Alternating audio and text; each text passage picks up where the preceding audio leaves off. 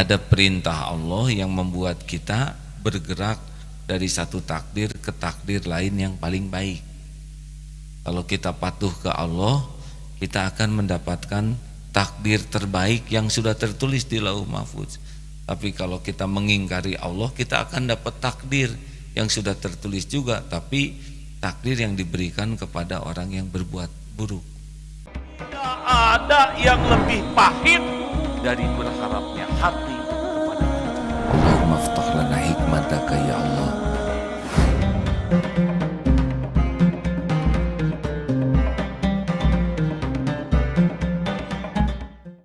Bismillahirrahmanirrahim. Assalamualaikum warahmatullahi wabarakatuh. Alhamdulillahirabbil alamin.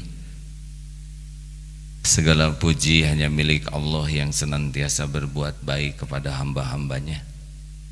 Segala puji bagi Allah yang mengurus hambanya walaupun dia tahu hamba-hambanya mengingkarinya, hambanya ada yang mengkhianatinya, termasuk kita yang sholat tapi tidak khusyuk, yang beramal tapi tidak ikhlas. Allah tahu persis, tidak ada yang tersembunyi bagi Allah, tapi Dia tetap maha baik. Kita dicukupi, ditutupi aib, rezeki didatangkan, bahkan diberikan ilmu seperti sekarang ini.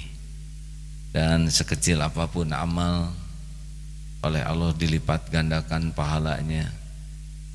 Kenapa? Karena saking sayangnya Allah kepada hamba-hambanya. Satu dosa dicatatkan hanya satu, tapi berniat baik saja sudah dicatatkan kebaikan. Berbuat baik 10 sampai 700 kali lipat, bahkan kadang tidak berhingga pahalanya.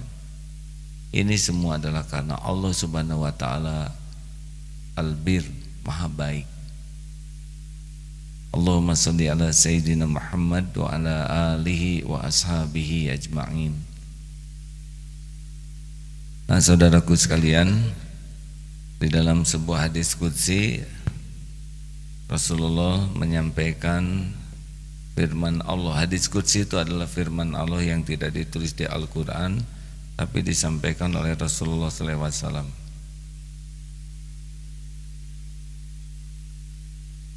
Ini dari Abu Hurairah. Rasulullah bersabda, ana 'inda dhanni abdi bi wa ana ma'ahu idza daqarni. Aku sesuai dengan prasangka hambaku dan aku bersamanya jika ia mengingatku. Dan hadisnya panjang ini ya. Jadi Allah menggantungkan, bukan Allah bergantung ya. Allah memberikan kepada kita pilihan. Kalau kita berprasangka baik kepada Allah, maka Allah berikan apa yang kita prasangkakan. Kalau kita berprasangka buruk, maka itu pula yang kita dapatkan. Masih ingat takdir itu ada dua. Satu ada takdir yang tidak bisa memilih, dan yang kedua ada takdir yang bisa memilih dari satu takdir ke takdir lain. La in syakartum la azidannakum. Kalau kamu syukur, takdirnya ditambah nikmatnya oleh Allah. Wala in kafartum inna adzabi lasyadid. Kalau kamu kufur nikmat, maka azab yang pedih. Wa may yatawakkal 'ala Allah fahuwa hasbuh. Barang siapa yang tawakal, Allah cukupi.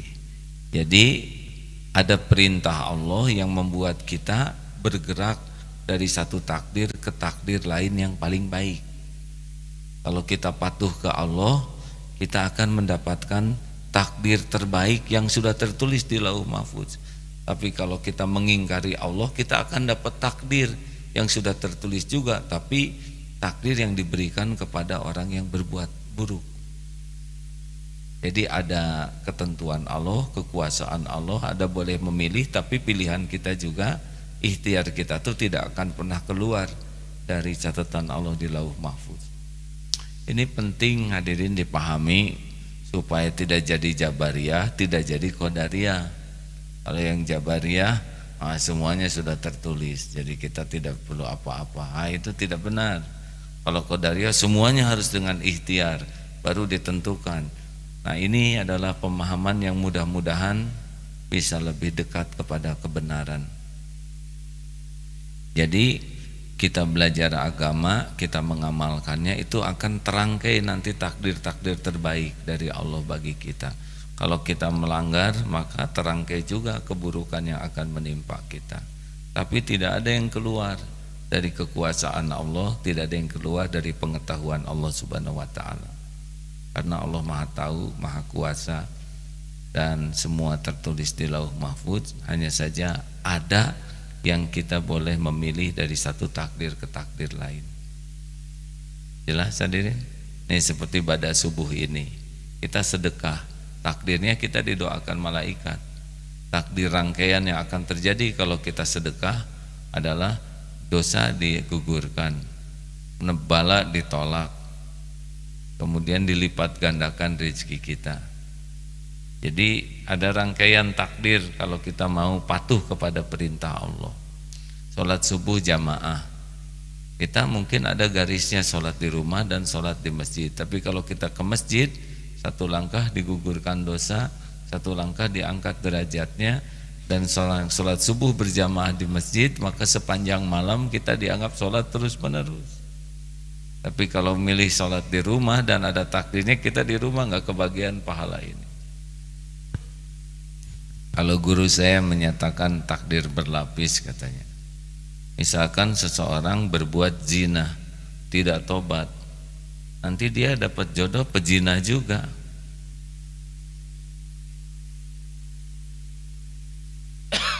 Tapi kalau sudah pernah tergelincir, nauzubillah, kemudian dia tobat nasuha dengan sungguh-sungguh tobat, dan Allah pasti tahu, nanti Allah berikan takdir jodoh yang sesuai dengan kesungguhan tobatnya. Karena kalau orang tobat, innallaha yuhibbut tawwabin wa yuhibbul mutatahhirin. Jadi begitulah. Kita simak ayatnya ya. Surat An-Nur, surat ke-24 ayat 26. A'udzu billahi minasy syaithanir rajim. الخبيثات للخبيثين والخبيثون للخبيثات والطيبات للطيبين والطيبون للطيبات أولئك مبرؤون مما يقولون لهم مغفرة ورزق كريم. Perempuan-perempuan yang keji untuk laki-laki yang keji, dan laki-laki yang keji untuk perempuan-perempuan yang keji pula. Sedangkan perempuan-perempuan yang baik untuk laki-laki yang baik, dan perempuan-perempuan yang baik dan laki-laki yang baik untuk perempuan-perempuan yang baik pula. Mereka itu bersih dari apa yang dituduhkan orang. Mereka memperoleh ampunan dan rezeki yang mulia, yaitu surga. Nah begitulah hadirin. Jadi yang saya pahami ya saat ini seperti itu, dari belajar, dari berguru.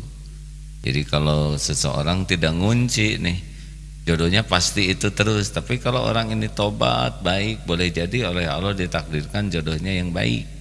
Tapi kalau dia memilih berbuat keji terus, maksiat terus, nanti dipilihkan yang ahli maksiat. Selanjutnya tentang prasangka baik. Nah, jadi kalau kita berprasangka baik kepada Allah, Allah pasti tahu, karena Allah tahu isi hati kita.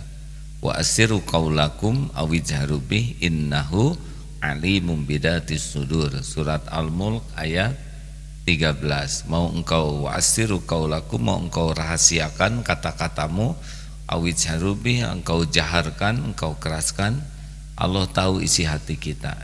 Jadi sama saja, bicara pelan, bicara keras, Allah tahu apa yang tersembunyi di balik hati ini.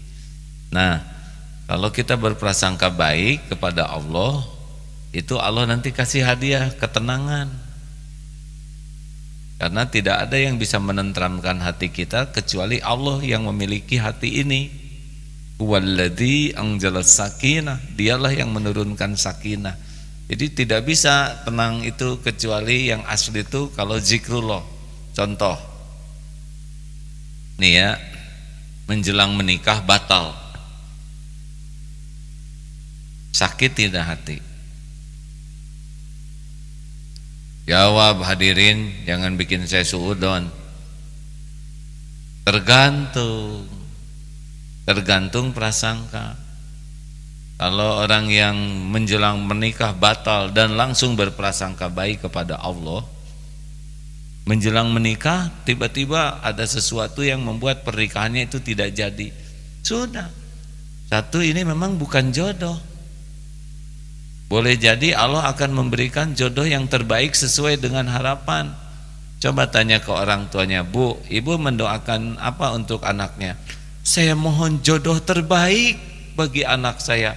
Nah, boleh jadi yang mau menikah ini bukan yang terbaik, yang sesuai dengan doa ibunya, bapaknya.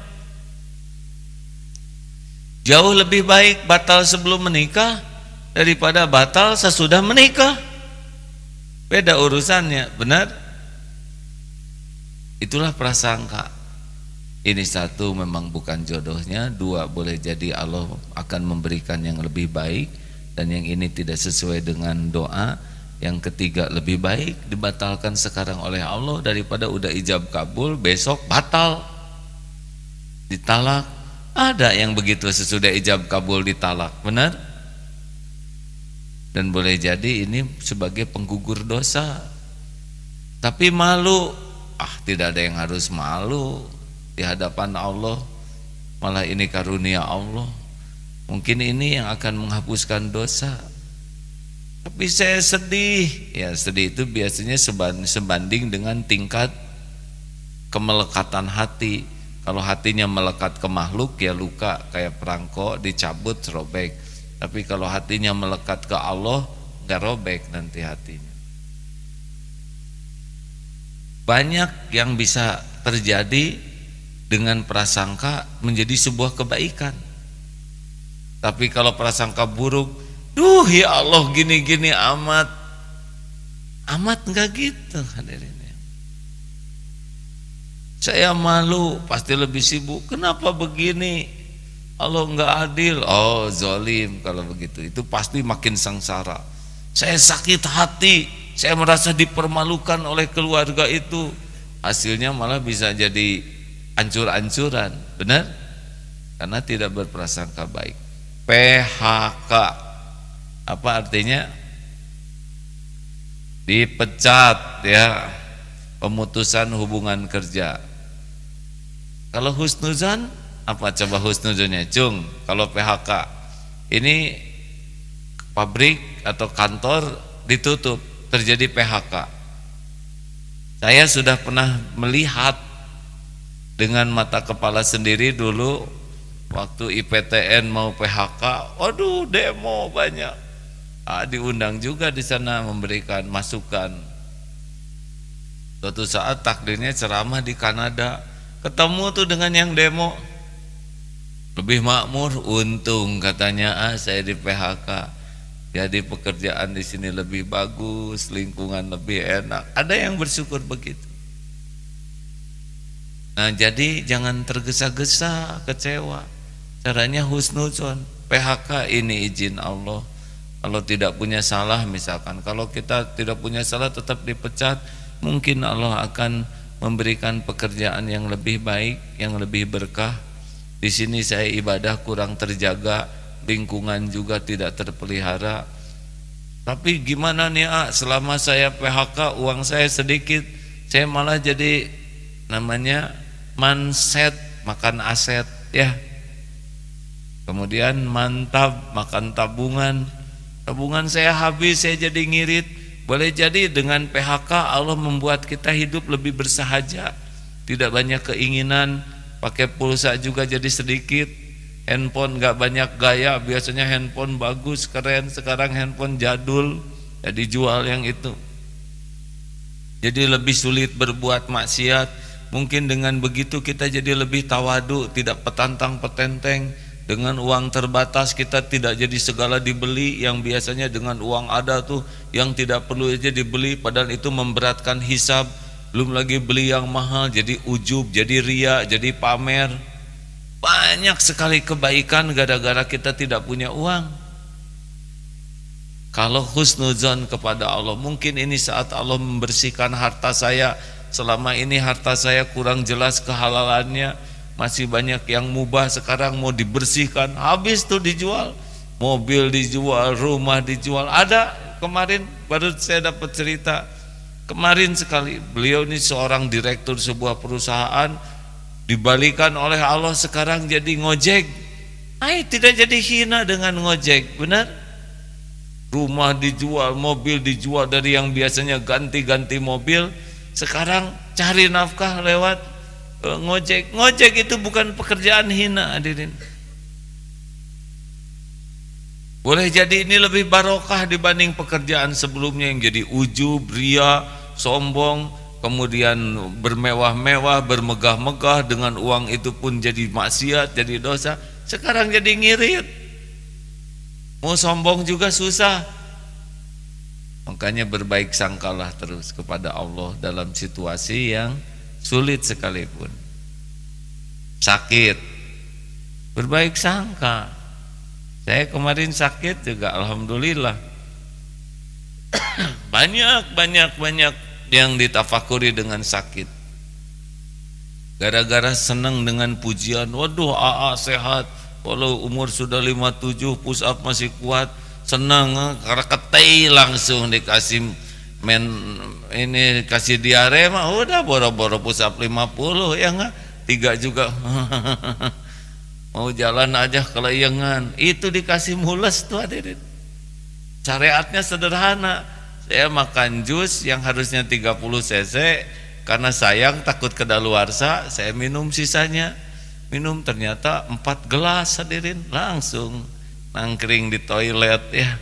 3 hari itu langsung shoot, badan jadi kurus. Ini kenapa jadi gembung perut, padahal waktu diperiksa ini sehat. Jantung, ginjal, hati, empedu, prostat semua bagus, kecuali ada luka. Saya ngerasa punya dosa. Ya itu kalau lihat teman-teman yang agak perutnya rada gede, saya suka tubrukan tong gitu. Jadi sekarang perut saya gede karena asam lambungnya meningkat. Udah lagi minta maaf, sekarang lagi dicari yang suka saya tongin itu. Maaf. Kadang-kadang kita diberi perut rata, ada packnya ya, 6 pack, 4 pack, 1 pack. Itu kadang-kadang jadi ujub, walaupun sendirian lagi bercermin. Tapi kan Allah lihat kita lagi ujub, kasih aja Enterwin ya. Tahu Enterwin? Masuk angin ya. Dikasih Enterwin, waduh kenapa perut jadi 1 pack. Nah hadirin, ujub itu ada di hati itu juga diingatkan lewat sakit. Wah Masya Allah, kalau kita mau tafakur, sakit itu nikmat, bisa istirahat. Saya gara-gara sakit yang ngundang-ngundang pada sadar. Biasanya ngotot maksa, sekarang oh iya harus istirahat. Jarang yang ngundang sesadar itu. Biasanya maksa, aduh tolonglah usahakan, nggak apa-apa, setengah jam mana mungkin, 10 menit aja. Iya 10 menit ceramahnya, dari sini ke sana 3 jam perginya. Hadirin sekalian, dengan sakit kita bisa lihat siapa yang ngurus kita. Dengan sakit saya dengan sakit ini bisa belajar sangat-sangat banyak ya. Dari dokter saya juga jadi tahu rumah sakit yang bagus seperti apa, pelayanannya bagaimana. Ternyata mau bayar atau dibayarin oleh dokternya, ini kan pengalaman indah ya, walaupun tidak mau berulang hadirin. Ya tuh sampai rebutan yang mau bayarin rumah sakit, dan ternyata yang sukses itu dokternya sendiri yang ngebayarin. Ini saya takjub ya, dokternya yang maksa saya ke rumah sakit, beliau yang merawat dengan telaten, beliau yang ngurus, dan beliau yang bayar. Rada jarang kan begitu? Tapi tetaplah nggak mau ya, di opname lagi, cukuplah kemarin ya. Jangan mentang-mentang ini ada dokter amputasi gratis atau naik ini kereta jenazah gratis, siapa yang langsung bapak saya duluan. Hadirin, dengan sakit kemarin bisa belajar ilmu lambung, ilmu banyak pelajaran tuh ya, belajar oh begini, tidak tahu sebelumnya ilmu lambung, lihat keadaan lambung, usus, ini tenggorokan atau apa tuh, atau kerongkongan yang tempat makanan itu kan ada di namanya tuh apa yang ngelihat isi perut teh, bukan isi perut, ngelihat perut di endoskopi. Aduh, saya lihat foto-fotonya, oh ini luka ini karena makan obat anti sakit tanpa makan dulu, oh ini lukanya sampai kayak gini. Oh jadi tahu makan itu harus ada waktunya yang benar, tidak boleh terlalu kenyang. Itu benar-benar berkahlah sakit itu kalau husnuzon kepada Allah. Tapi kalau suudzon, enggak biaya lagi nih sakit, dengan sakit ini saya jadi nggak kerja, dan tetap di opname ya. Nah ibu bapak yang baik, husnuzon, berbaik sangka kepada Allah, dan itu akan menenteramkan hati kita jadi lebih tenang, lebih sejuk. Dan kalau hati sudah sejuk, kita bisa mikir lebih banyak, bisa memecahkan masalah lebih jernih. Dan kalau hati kita lebih sejuk, wajah kita teh sejuk dilihatnya. Sejuk kan? Sejuk atau hadirin? Ini pelit pisan nyebut sejuk, dia kan bikin saya emosi ya. Nah begitulah. Jadi kesempatan ini mengajak, mari kita berbaik sangka kepada Allah di dalam segala keadaan. Kita ini milik Allah. Innalillah wa inna ilaihi raji'un. Tidak ada yang lebih sayang kepada kita selain Allah pencipta kita. Dan kita ini, dan Allah tidak pernah berbuat jelek kepada kita selama ini. Benar? Pernahkah Allah berbuat jelek kepada kita seminggu aja dalam seumur hidup? Gak dikasih nafas gitu, gak dikasih makan. Sehari saja seumur hidup misalkan diisengin oleh Allah tuh jantung diberhentiin kan? Atau nggak diurus gitu, hanya makan aja, atau nggak dikasih tahu pas keluarnya, kan nggak enak pak, nggak ada wibawa. Lapar dikasih tahu, keluar nggak dikasih tahu, ini apa ini? Atau sejam aja nggak diurus, atau semenit nggak ada, diurus setiap saat, betul? Diurus setiap saat. Baik, makanya udahlah nggak usah suudot, nikmati saja semua yang Allah lakukan kepada kita, karena Allah sangat mencintai orang yang beriman. Masya Allah.